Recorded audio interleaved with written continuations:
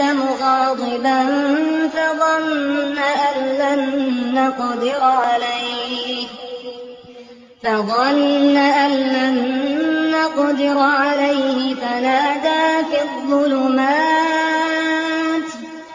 فنادى في الظلمات أن لا إله إلا أنت سبحانك إني كنت من الظالمين. فاستجبنا له ونجيناه من الغم وكذلك ننجي المؤمنين।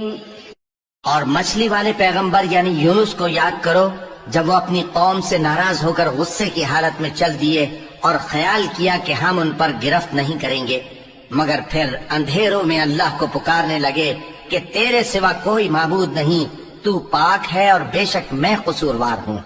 तो हमने उनकी दुआ कबूल कर ली और उनको गम से नजात बख्शी, और ईमान वालों को हम इसी तरह नजात दिया करते हैं।